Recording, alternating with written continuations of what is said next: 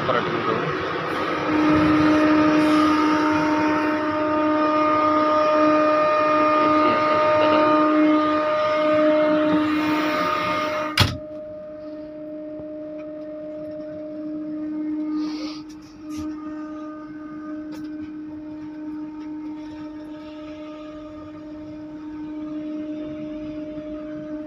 এই যে আমাদের মোস্তফা সাহেব এটা অপারেটিং করতেছে খুব দক্ষতার সাথে।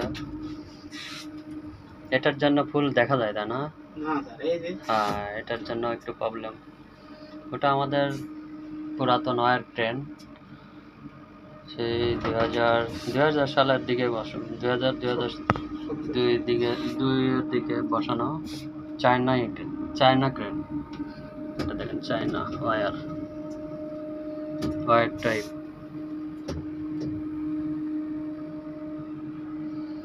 আর এটা হচ্ছে হাইড্রোলিক ক্রেন, ফুল হাইড্রোলিক।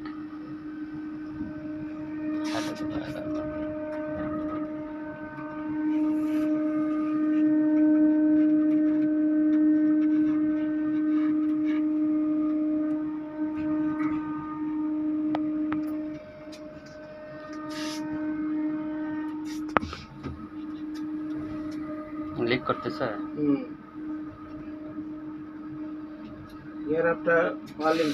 গ্রাফটার হলো ফেস, মানে দুইটা যে মুখ, মানে প্রপারলি নাই, মেলে না। এটা একটু ওয়েল্ডিং করে স্যার, এটা ওয়েল্ডিং নিচে করতে হবে এবং উপরে করতে হবে, দুইবার করে গ্রাইন্ডিং করতে হবে সুন্দর করে। কিন্তু এখন কয় শামীম ভাই কইতেছে আমি ওয়েল্ডিং করে দিন, গ্যান্ডিং আমি করতে পারবো না। ওই করবে, ও করবে না কেন? মানে গ্যান্ডিং করতে পারবো না, কিন্তু মিলে না। অনেক সময় গ্যান্ডিং করবা গেলেও একটু কম বেশ হয়ে যায়, তখন মনে করেন আপনার চিনি পড়ে যায়। এই জন্য মনে করেন এরা করতে চাচ্ছে না। ওই করবে, ওই ওয়েল্ডিং করবে, ওই তো ওই ওয়েল্ডিং করবে, ওই গ্রাইন্ডিং করবে।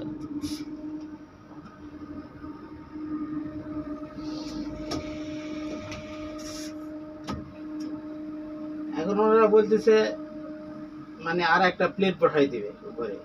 আমি বললাম জীবনে এই প্লেট থাকবে না, কারণ আমি ওই গ্রাফের দুই ফেসটা হলো আপনার প্লেট না বসায়া সুন্দর করে ওয়েল্ডিং করে গ্রাইন্ডিং করে দিলেই হয়ে যাবে। প্লেট বসালে আবার ওটা হলো খুলে যাবে। সুইং এর টাইমে মনে করেন সব ছুটে চলে যাবে।